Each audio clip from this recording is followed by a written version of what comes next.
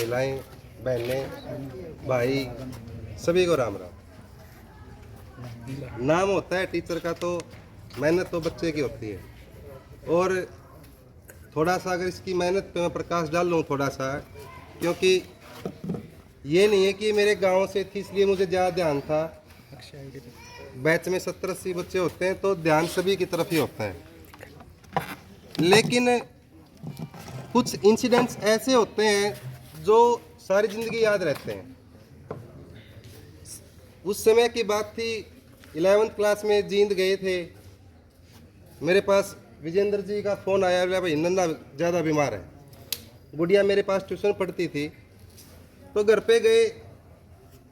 वास्तव में उस टाइम नन्ना बीमार भी गाना था। एक के बात कही थी, भाई नवीन ध्यान रखिए बिटिया का।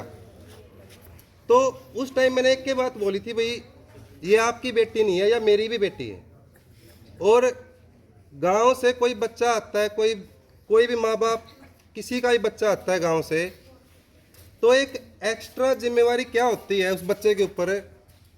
वो बच्चा अगर नहीं बना तो वो मेरा नाम खराब नहीं होता, वो फादर साहब का नाम खराब होता है। वो कहेंगे इसका बाबू इतना बढ़िया मास्टर था, ये बालक ने हमारा बालक नहीं पढ़ाया। तो जो गांव के बच्चे होते हैं उनके ऊपर एक एक्स्ट्रा जिम्मेवारी होती है। और रही बात इस बिटिया के हार्डवर्क की, तो क्या करें कि ऊत के पा पालने में दिख जा रहे हैं। जब पहली बार मैंने इसका टेस्ट देखा, इसकी जो राइटिंग थी, मतलब वास्तव में इसके ऊपर जो पहले इसकी मम्मी ने, इसके पापा ने जो काम कर रखा था वो काबिले तारीफ है। सिर्फ आज ये बिटिया का जो सक्सेस है वो हर किसी को दिखता है, लेकिन इसके पीछे इसके पापा की और स्पेशली इसकी मम्मी की जो पिछले 15 साल की हार्डवर्क है वो हमें दिखाई नहीं देती। तो मैं तो सबसे ज़्यादा इसकी सफलता में इसकी मम्मी का हाथ मानता हूँ, जो एक साइड से परिवार को भी संभाला और एक साइड से बच्चों की पढ़ाई को भी संभाला। और दूसरी बात, ऐसा नहीं है कि ये मेरी तो चलो बेटी भी है, फेवरेट स्टूडेंट भी है, ऐसा नहीं है, सभी ही टीचर की फेवरेट है। जो भी जिस भी टीचर ने इसको पढ़ाया सभी बोलते थे कि बड़ी डिसेंट लड़की है। और ये बच्चा ऐसा है कि ये सिर्फ बुकवर्म नहीं था, मतलब सिर्फ किताबी कीड़ा नहीं था। खेल में कोई स्पीच प्रोग्राम है, कोई भी प्रोग्राम है, ये बड़े आगे आके पार्टिसिपेट करती थी। और उसी का नतीजा ये है कि आज ये इतने जो 4 स्टेप होते हैं सिलेक्शन के, उन चारों स्टेप को क्लियर कर पाई। कुछ बच्चे जो सिर्फ किताब पढ़ते हैं ना, वो फिर आगे ग्रुप डिस्कशन को और जो बाकी फॉर्मेलिटीज़ होती हैं उसको फेस नहीं कर पाते।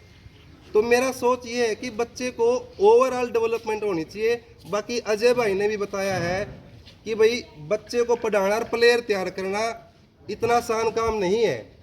मैं आज से नहीं, 2012 से भाई को भी देख रहा हूँ, अजय को भी, कि एक छोटा सा कमरे सिस्टम तैयार करा था, अभी भी दिन रात लगे रहते हैं। तो बच्चा तैयार करना, चाहे वो एकेडमिक्स में हो चाहे वो प्लेयर हो, इतना आसान नहीं है।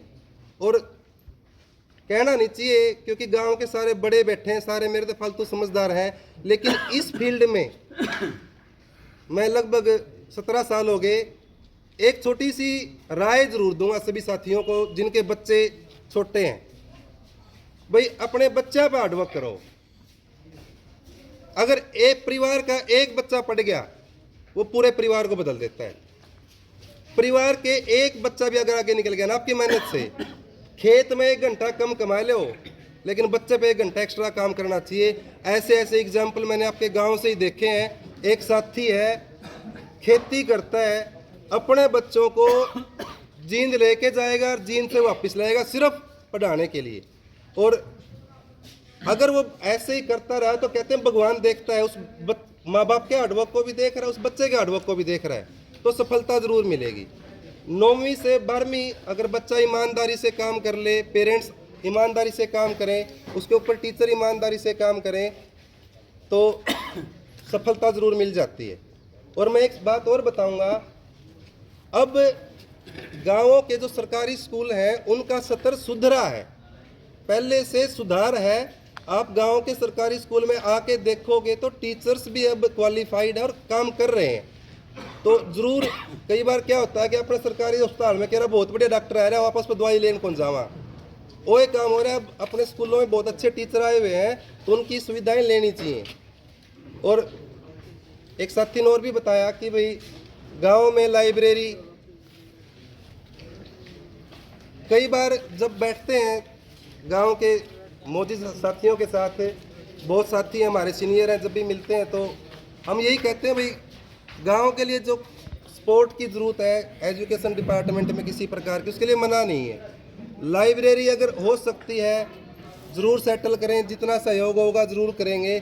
और रही बात, इतना मैं विश्वास दिलाता हूँ गांव के व्यक्तियों को, जो मेरा सब्जेक्ट है जितना मुझसे हो पाएगा मैं गांव के लोगों को फ्री ऑफ कॉस्ट संडे को 1 घंटा 2 घंटा अपनी सेवाएं भी दूंगा, और अपने जैसे जो दूसरे एक्सपर्ट साथी हैं उनको भी साथ लेके सेवा दिलवाने के लिए तैयार बैठा हूँ फ्री ऑफ कॉस्ट।